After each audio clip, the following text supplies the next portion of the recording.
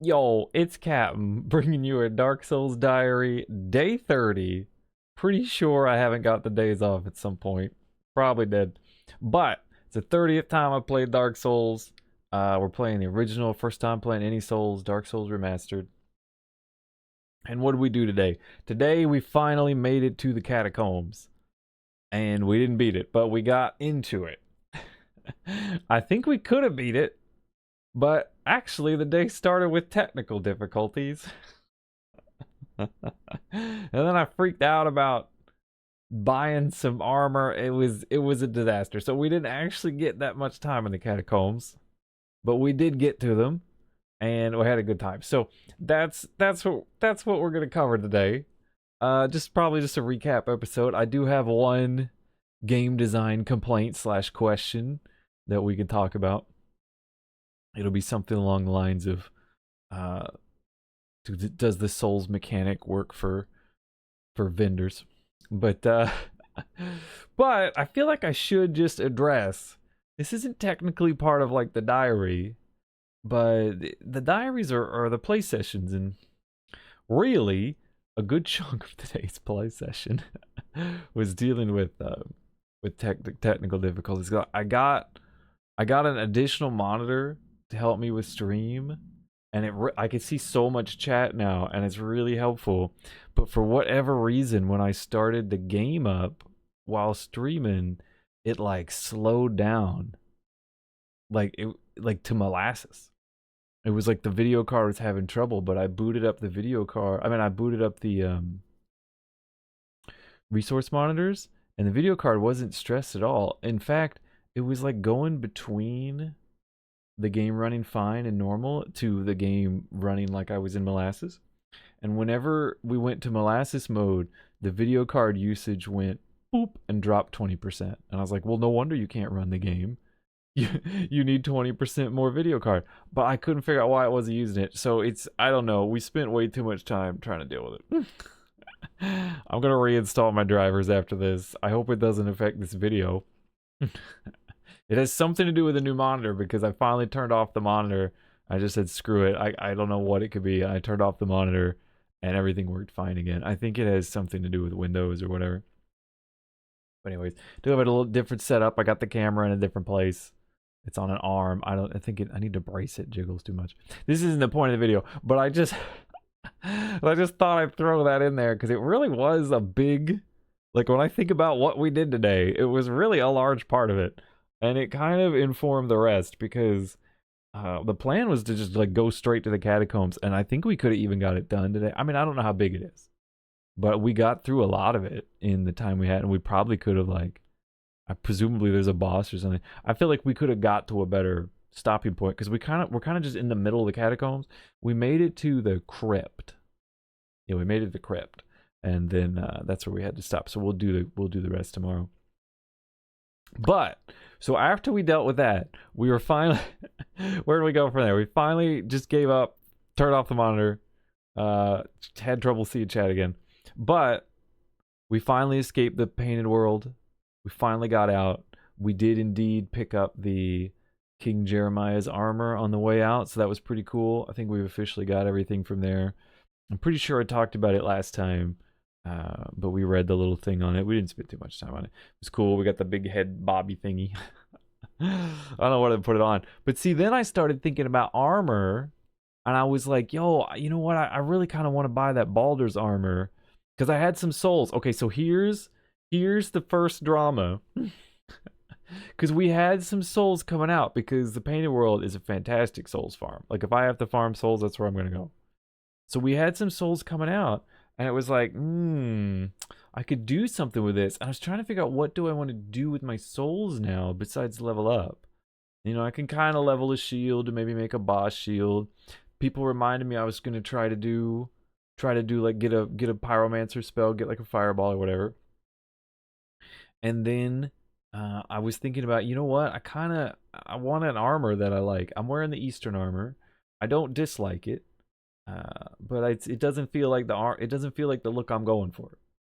So I keep trying. I've looked through all the armors. I really want the fashion souls. I've looked through all the armors and I'm just like, I don't know if I like any of these.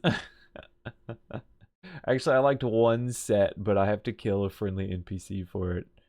I think it was the Hawkeye set because it looked a little bit barbarian-esque, right? And that's the build I'm kind of trying to do. It's a crazy Unga Bunga build, so that's what I'm looking for. But I feel like I could make some piece of the Baldur set where, so I was like, well, maybe I should go buy the Baldur set. And then I was like, all right, well, oh, that's right, we got to do the pyromancies. So we had enough like cash souls, item souls. We had a whole bunch from the Painted World. So I had like 50,000 souls worth of item souls. And so I was like, oh, you know what? I just need to level up one more and then I can have an attunement slot and then I could, like try to get a fireball or something. And we have that fire surge spell. I was like, all right. So I popped some. I leveled up. We're level 76. I put in an attunement. We have one attunement slot. I put the fire surge in there. It's got 80 uses, right? Should be pretty good. It's not that good. Look, it's not bad, but I'm gonna tell you what it is. It's a fire stream, so you shoot flames out of your hand, right? And the 80 uses just tick down. Like it's not 80 uses. It's like 80, half seconds that you can stream fire. So it goes down really fast. Which sucks. And then the worst part is it's not ranged, right? So like, if I'm gonna get into melee with something, I'm not gonna fire stream them. I'm gonna punch them. I'm gonna use my big hammer. I'm gonna unga bunga them. So it's not really what I was like. I just need a fireball. Like, where can I get? I just want just those few times when I gotta do something that's across. I need like a ranged attack. I just want to pull out a fireball. I want to be Indiana Jones. And sometimes the whip just isn't worth it. I'm gonna pull out my pistol to shoot the guy, right? That's what I want. That's what I want. But our pyromancer friend, we answered his request and apparently sent him off to die because he's gone forever now. So people were trying to tell me what to do, and apparently you gotta like level your. I had to look it up. You gotta like level your pyro glove, and then a new person will appear outside of the Chaos Witch area, where you ring the second bell, the underground bell, and she'll sell you pyromancies. So it's like, all right, well let's level up the glove then, and you have to go to the egg guy next to the spider firekeeper, the Chaos Witch firekeeper, and he'll level it up. And so I was trying to figure out how many souls to put in there, and you have to level it up to plus 10. So then I looked and I was like, oh, it's 50,000. It's like, well, I don't have 50,000 now because I just spent some on that one level up. So it's like, well, now what do we do? and then I was like, well, I guess I've still got like 30,000 souls. I guess I could go buy the Baldur's armor. So I was gonna go buy the Baldur's armor, and I'm running around. I'm like, I don't want to do any of this, man. I wanted to go to the catacombs, and I'm dealing with all this crazy stuff. I'm like, what? I was going back and forth, and it was driving me nuts, and I wasn't getting anywhere. And I finally was just like, this is insane. This is insane. I'm debating over what to do with item souls. Right? They're not. I won't even lose them on death. Like, what? Why am I freaking out about this? I don't have to decide what to do with them at all right now. It's not like I gotta worry about dying and losing them. These are the ones you keep. So I was like, we really just want to go to the catacombs. I do not want to try to get to this vendor at the top of Sin's Fortress because he's impossibly difficult to get to, and Sin's Fortress is hell. So I just said, screw it, we're going to catacombs. But this is where I wanted to bring up my point. Because like I just went through all this and it was torture. I don't like this part. I don't want to play this part. You know what kind of part I like? The new exploration of areas. When we got to the catacombs, I had a great time. Right? So why was I doing all that? Because of the souls mechanic. The souls mechanic. You have to use your souls because if you don't, you will lose them. So you always have to have a target for the souls and a way to work on it. The easiest and most obvious one is the level ups. But it's but eventually it starts to get really big. You need a lot of souls to get another level up. And so there you can have other goals that are more achievable, right? Because the bigger soul mass you need, the higher the chance you're going to lose it because you have to keep it for longer, essentially. Like if you only need 100 souls, you go kill like one zombie, you got it. If you need like 100,000 souls, you're gonna have to kill a lot of zombies. You're gonna have to do a lot of things. You might mess up. You might die. Right? You might be in trouble. You might lose them. So at that point, you might want smaller goals like leveling up a weapon, like buying a bunch of Titanites, like, hey, there's an armor set that I wanted to buy, right? So these are the kind of things that I was debating on trying to figure out what to do. And that's where it was, that's where the tension is. And I think I'm gonna be like, I like this soul system for the level ups. I think it works really well with the punishing, the very punishing, dying a lot kind of scenarios. And the way the game's set up to be tense and full of surprises and full of like bullshit gotcha moments. It's like, oh yeah, gotcha, you're dead, tricked you, you didn't see that one coming. And I think that makes it fun because it's tense because you're trying to hold on to the souls, right? But as you die more and more, you can, and the enemies respawn every time, you can just farm those enemies and respawn them. And even if you can make it back to where you died, grab them, and you're like, you know what, I'm having trouble, let me just run back and bank them. Because if you do manage to get back to them and pick them up again, well, you probably kill everybody on the way there again. And so now you've got like double the souls, right? If you get like partway through an area and die, and you're confident enough like by just like a goofy gotcha moment, like a surprise ambush, and you're like, oh, all right, well, the second time that's coming, so you don't die to it, so you grab your souls. Well, now you got twice as many souls as you did when the first time there, because you just killed all those guys. You naturally farmed souls.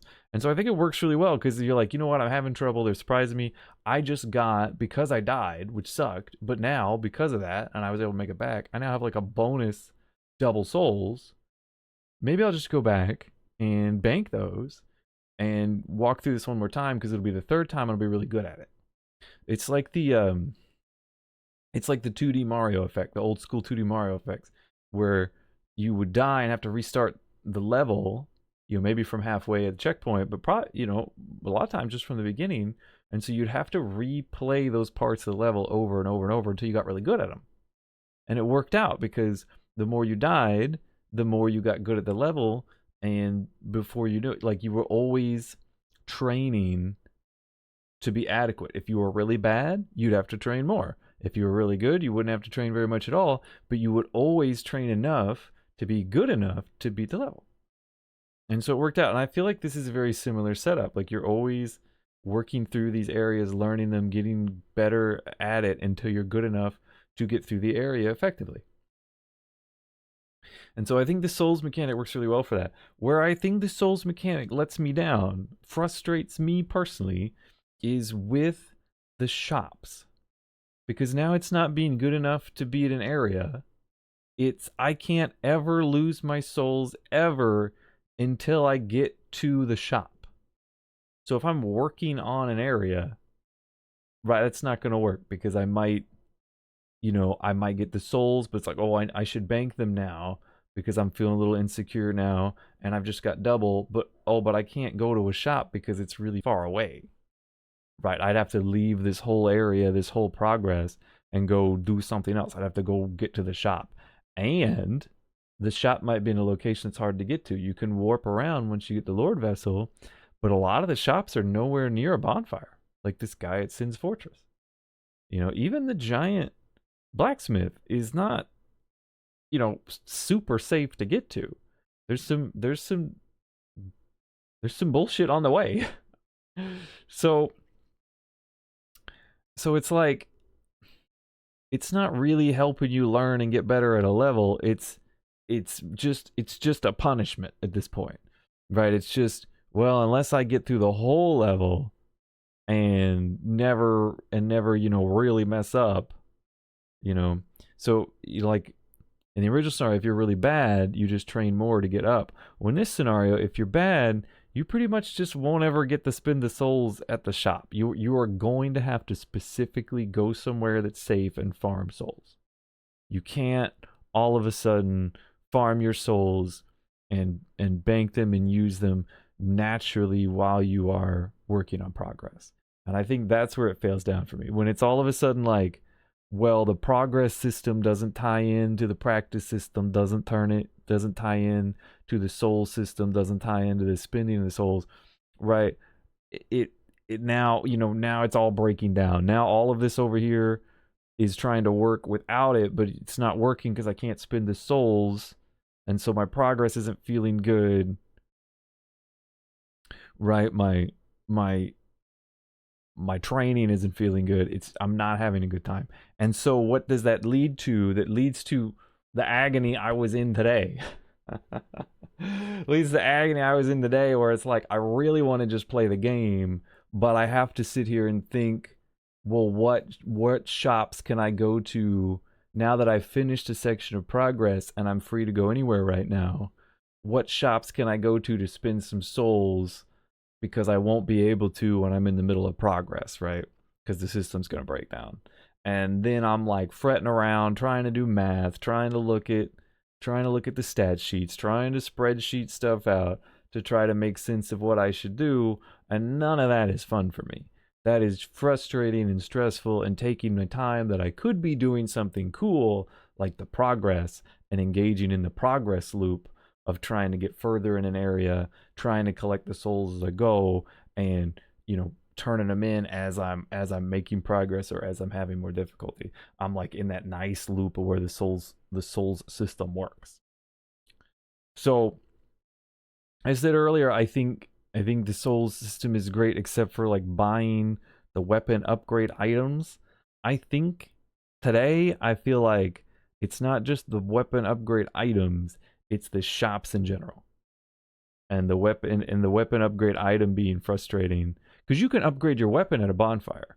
So it's, that also, that fits right in just like the level ups do, right? Instead of leveling up, you can just upgrade your weapon and then you're still there, still making progress and stuff. But you can't go buy the Titanites that you need to upgrade your weapons. So that part you have to do separately at this shop. And I don't think that's a Titanite problem. I think it's a shop problem. I think the shops, I don't think I like the way the souls system, where you gather them from farming enemies but lose them on death, I don't think that system works for shops because of where they are and how they aren't there in the progress like the bonfires are, which is where you spend them for level ups. I think that works. Yeah, I guess that's part of the system. So you build up souls from farming. If you die, if you lose them, I mean, if you die, you lose them, but you can also spend them at the checkpoints if you hold on to them. So I think that works out really well because you're naturally coming back to the checkpoints, either through normal play or through dying. So that's my rant. I don't feel like the soul system works for shops, and I kind of wish that maybe they had also gold to do the shops part or something. I don't know. Maybe that would break the whole game. Look, I don't know. I'm just saying, I don't like how this works out. All right, I've repeated myself 13,000 times. We're trying to do shorter videos. But I don't know. That was my main like design takeaway for today. And the rest was look, that was this tough part. That was the sticky part. The rest was all fun. When I got to the catacombs, I had a blast. I think the catacombs are great. I think they're really, really fun because what's interesting about them is that they're full of skeletons, right? They're really tricksy. They're really turny. There's all these little traps. You're always like going in and it's like these winding little tunnels of like little catacombs that you're going through, and then there's like there's a break in the wall, and you go in the hole in the wall, and you're like you're getting lost. You don't know what's going on, and there's like this chasm, and there's like little thin strips of walk over the chasm, and like a big waterfall in the back. So it's like you're just winding in and out of these. It's like a big anthill, right? You're just winding in and out of these things, and they're full of skeletons. But the trick is the skeletons don't stay dead. So if you kill a skeleton, and you can tell because they have the glowy eyes, if you kill a skeleton, it'll be dead for a little bit, and then it'll wake back up. And this is a real problem, It took me a little bit to figure it out. I actually had to get some help from chat because I was just running. I was just like punching them and then trying to get a little farther and then punching the next one, get a little farther. Well, pretty soon you got like 5 to 10 skeletons behind you and they won't stay dead. And the game, right? The game isn't really set up for you to fight multiple enemies at once. It very quickly gets out of hand that you can't really deal with it unless you are like really lucky or set up the scenario really well or have a really good strategy to deal with it, right? So quickly this is ramping out of control as you keep progressing and keep, knocking out skeletons that keep respawning behind you and following you. So the first one is not too bad, and then you kill the second one, now you got 2 following you. But eventually, so I just was like, I'm just gonna keep going and hope for the best. Eventually, you make it to a bonfire, and it was a hard fought bonfire, but I got there and they didn't respawn at the bonfire, and I thought that's what it was, but actually what respawns the skeletons is there was another enemy at the bonfire, and he didn't respawn when I sat at the bonfire, and it was a mage. It was like a guy in a robe, and he's got like a lantern, and he's a necromancer. So he's the one bringing the skeletons back. So once you kill him, the skeletons stop respawning. So now you can kill them the final time. And like I said, the necromancer doesn't respawn on bonfire, so he is permanent progress. So if you can get to one of them and kill them, now those skeletons that they were responsible for, it's like they're assigned to so many skeletons. Those skeletons they're responsible for,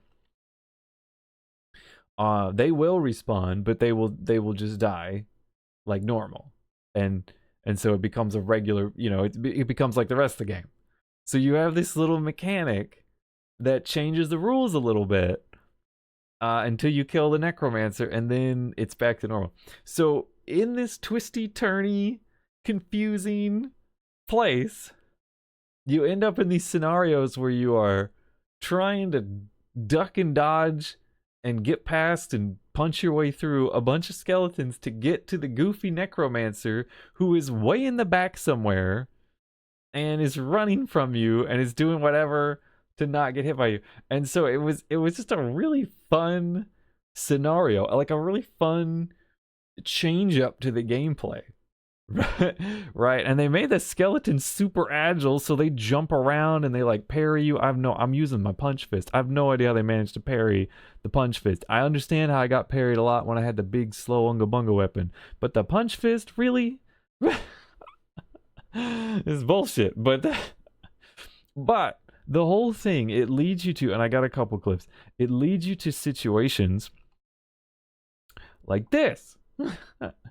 Where the necromancer is over on the other side across the chasm, and so like I'm running through, there's a skeleton, there's already like 2 skeletons behind me. All right, so now we got to get through these. I got to run through these. Now they're chasing me because I got to kill him, otherwise it doesn't matter. And then he just runs away. The little shit runs away, and now there's more skeletons. So now I've got like 5 skeletons following me, and I'm missing because I'm bad, and I'm just trying to get this piece of work. There, we finally got him.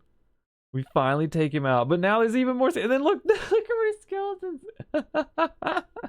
It's like, oh god. So they're just trying to live long enough to take out the skeleton, because now they'll stay dead, right? Now they won't respawn. Now everyone you kill gets to go down. So then I get to go punch a skeleton. The fists are actually really good because for this area, because I needed something a little bit quicker and more maneuverable, because I've got to dodge through these doofuses. Oh, I think we did it. I got to dodge through these doofuses to get to the necromancer and take him out, right? It is actually really helpful, and it's been really fun to use a quick punchy weapon, and luckily the fists are strong enough that they'll kill the skeletons in one hit, and that's really all that matters. If I can get them in one hit, then every time they respawn, just pop them again, and I can move on. But you could see in that area, like the ceilings were really low. That was actually one of the more open places of the catacombs, because it was like a bigger crypt area, and then the chasm. But yeah, like the swing and the hammer is just not gonna cut it.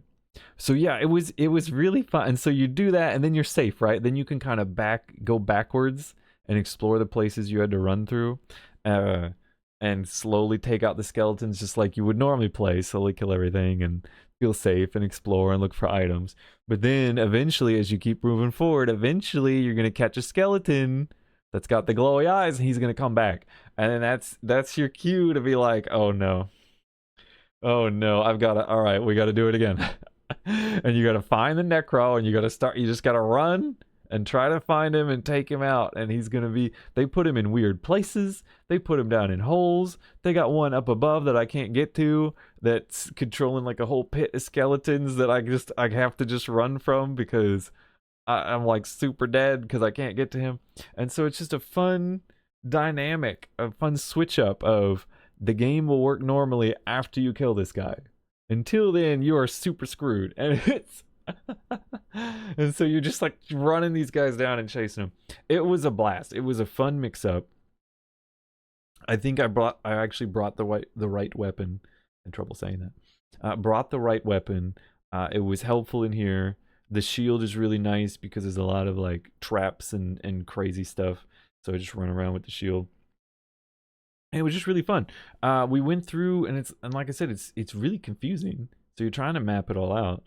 And I think we got eventually. See, there's like these switches you got to hit that change the terrain that let you go to places. So a lot of times they'll be on the other side of a chasm, and you can't get to them until you get to the switch. So you've got to like just deal with the respawning skeletons until you get to the switch, and you're like, oh, I can finally get him, and then you run back, and you're like, what are you gonna do now, huh? You punch him. It's very satisfying. And so we got through all the twists and turns, and eventually it opens up to like a nicer area, like a mausoleum type area that I've been calling the crypt. Um, and that's really nice. And that, I think that it's like a new tile set. It's like a new section. So we made it there, but it's different. It's still got the same mechanics, but there's like holes in the floor. You got, well, I mean, I guess there's holes in the floor the other time, but there's different kinds of holes in the floor you got to drop down. There's a bunch of like ladders and stuff, and then we actually made it all the way out of the mausoleum. Well, maybe not out, but there's a couple holes in the wall that you can kind of slip your way around. And finally, we feel like we got to the bottom and the holes, and then like some bone wheels came at us, some skeleton wheels came at us. And I was like, all right, this is definitely where I need to go. But it was getting late, and there was a couple things we hadn't done. I was like, oh, I didn't fully explore the mausoleum. I was trying to figure out which way is the dead end. And so I was like, all right, I think this is the right way. So let me go back and check those other ones. And there's still a couple we haven't done. But there was one at the top. It's my other clip because it's I don't know if it's probably more fun to listen to. But it's my other clip because of what happened. So we went back up here. See how it looks different? It's all quite nice. And it's like, oh. And I'm like, nope. I just noped out. I was freaking out, dude. I clenched like mega hard. I clenched. That was it. It's just a short little clip. I clenched like mega hard because I'm pretty deep in. There is another bonfire if you get deep enough. There's like a secret wall. But I'm pretty deep in at this point, and those things, I used to feel pretty confident with those things. The Titanite demon, the first is what it was. There's a Titanite demon emerges from the shadows, and he's motionless, and I just immediately stopped and backed up. That's what happened. I just turned around and like hoped he didn't see me, and he doesn't. He has like a short aggro radius, so it works out. But the first one of those we killed, it took me forever to finally get him down. And I hate those things. They have like crazy hitboxes, and they're just annoying. And you never know. They all look the same, but some of them have like 10 times the health of the other ones. So you just never know how tough they're going to be until you try them. And if they're too tough, good luck. And that's a pretty small area, right? So it's going to be hard to maneuver around and stuff. But I think that is a dead end. I think there's just an item behind him. So the last thing we actually did was I said, screw it, let's try him. And I was recommended to get like a big shield and that one hand. I have that big axe, the one-handed axe that I can one hand now because my strength's so high enough. And so it was try that, and it actually did work. I should have got a clip of that, but it actually did work. But he has like a jump attack and it'll get over the shield. And so I wasn't. And you're supposed to dodge it, but I was so focused on trying to get the shield that I didn't think about it. I actually lived through the first one like 1 HP. It was crazy, but it took me forever to figure. I thought I was dead because I had no red in my health bar.